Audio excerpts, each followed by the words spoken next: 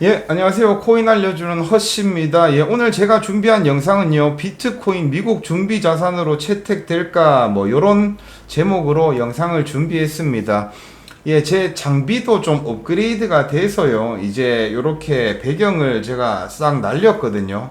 어떻게 좀 괜찮나요? 예, 좀 전문가 같나요? 예, 조금씩 유튜버가 되고 있습니다. 예, 그럼 오늘 영상 시작 한번 해보도록 하겠습니다. 자, 먼저 오늘 새벽에요. 120일 이평선을 시원하게 돌파를 해줬어요. 예, 비트코인 가격이 120일 이평선을 시원하게 돌파를 해주면서 일봉 마감도 120일 이평선 위에서 마감을 해줬습니다.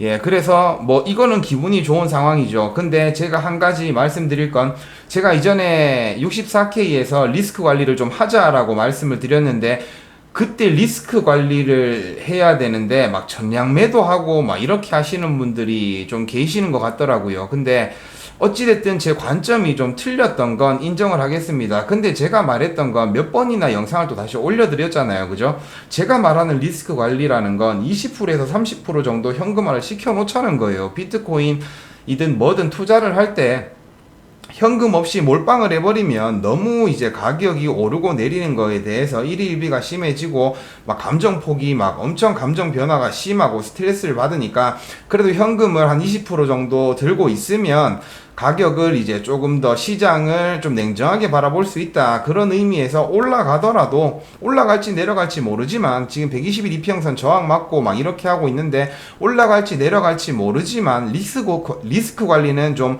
하면 좋을 것 같다. 왜냐하면 다음 주에 마운트 곡스 상환도 일어날 거고 하니까, 지금 최근에 가격도 많이 올라갔고 하니까 리스크 관리를 하자라고 말씀을 드렸던 부분이고요.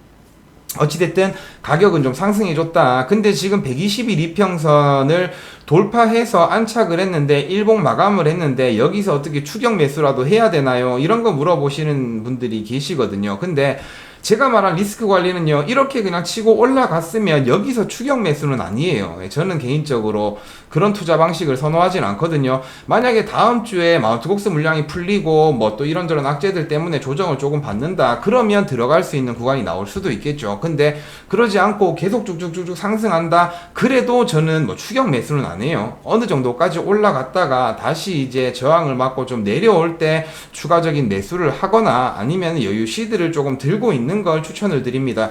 지금 당장에 올인 넣어가지고 이번 상승장에 먹고, 그것보다요, 저는 매번 말씀드리지만 비트코인은 10년, 20년 투자를 해야 되거든요. 그래서 리스크 관리라는 건 무조건 내려간다고 해서 관리하는 게 아니고, 내려갈 것 같아서 관리하는 것도 아니에요. 현금으로 20, 30% 정도는 가지고 있어야 나중에 또 대응이 가능하다, 저는 그렇게 생각을 하고 있으니까요. 하여튼 그 부분에 대해서는 넘어가고요.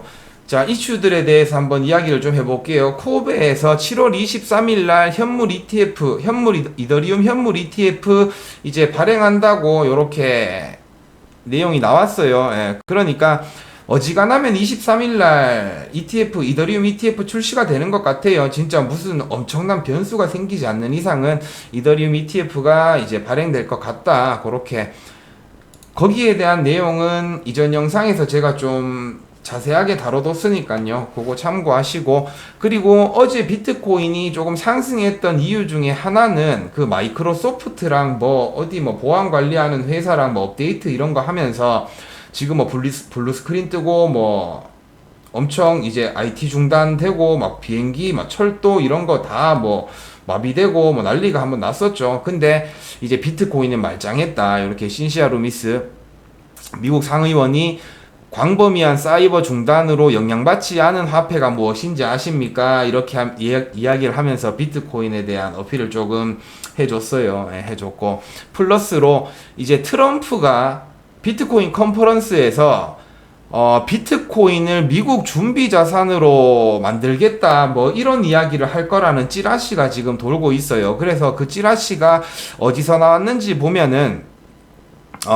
사토시 액션 펀드의 공동 창립자인 데니스 포터라는 사람이 신뢰할 수 있는 출처에서 트럼프가 미국의 전략적 준비 자산으로 비트코인을 공개할 수 있다는 정보를 받았다라는 이야기를 했대요. 그래서 아마도 이 출처가 저는 어딘지는 잘 모르겠어요. 어딘지는 잘 모르겠고 언제 나온 이야기인지는 모르겠는데 어제 요런 내용들이 막 이렇게 소문들이 돌면서 비트코인이 저는 좀 크게 펌핑을 해줬다라고 생각을 하거든요. 근데 이게 되냐 마냐가 중요한 게 아니에요. 사람들은 이런 기사를 보면 아 진짜 비트코인을 이제 미국 준비 자산으로 이렇게 채택하는 거 아니야?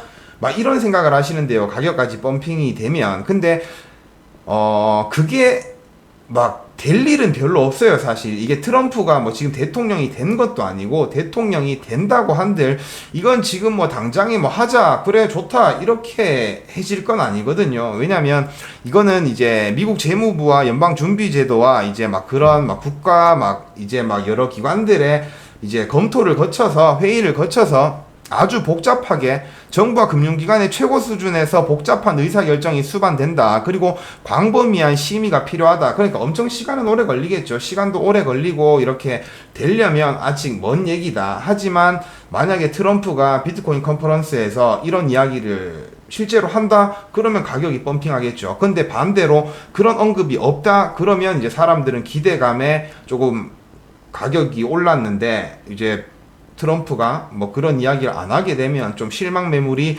또 조금 쏟아져 나올 수도 있겠죠. 예, 제가 이전에도 말씀을 드렸잖아요. 비트코인은 현물로 막 개인들이 사는 것보다 헤지펀드들이 선물 거래를 통해서 이제 등락이 심하다. 그러니까 이런 소스가 나오면 헤지펀드들은 또 롱을 치겠죠. 롱을 치는데 예를 들어서 컨퍼런스 시작을 했다. 근데 뭐 트럼프가 이제 그런 이야기 안 했다. 그러면 다시 포지션 정리하거나 뭐 숏을 치거나 뭐 이렇게 해서 또 하락이 나올 수도 있다.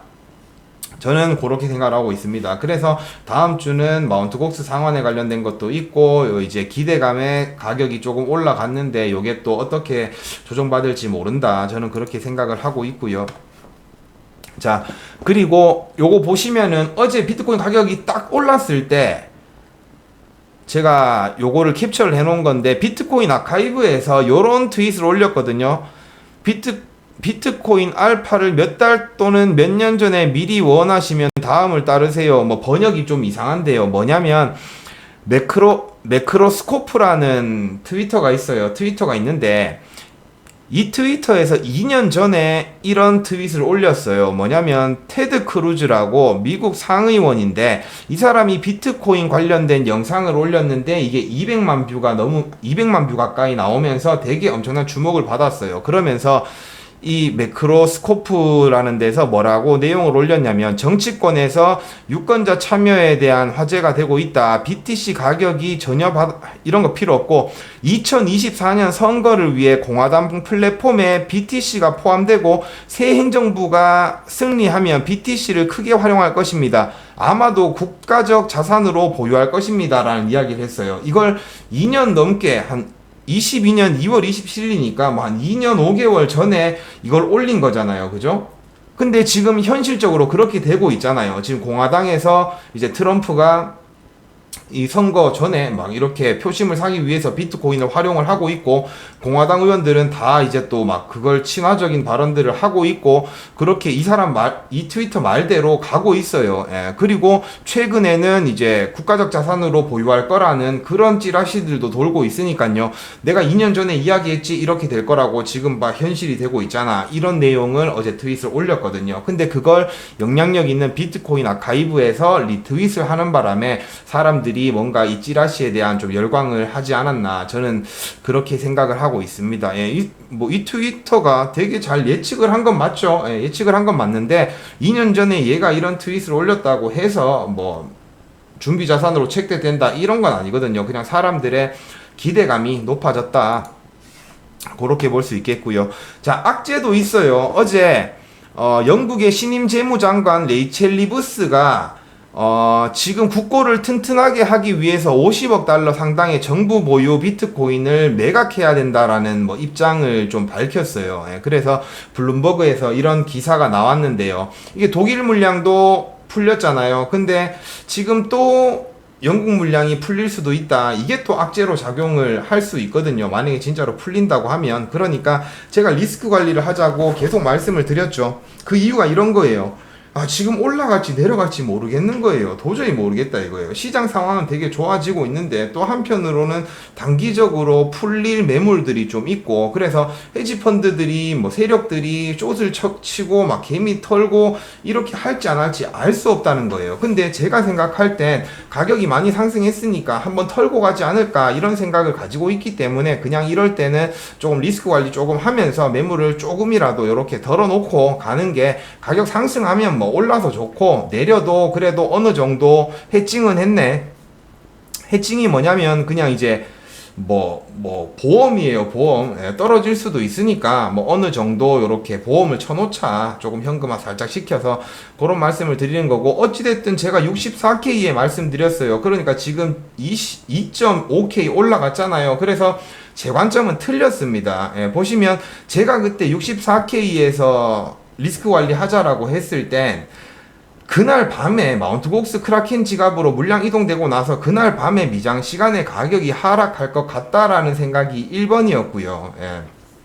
그랬는데 가격 하락 안 하고 오히려 조금 상승을 했잖아요. 그래서 그 관점이 틀렸었고, 그래도 계속해서 제가 고집해서 밀고 나가는 이유는 마운트곡스 물량이 아직 풀리지 않았잖아요. 풀리지 않았고 다음 주에 좋은 호재들도 많지만 또 단기적으로 매도될 물량들도 좀 있는 것 같고, 그래서 저는 어느 정도 이제 리스크 관리를 하자 이런 이야기를 지금 계속 하고 있는 거거든요.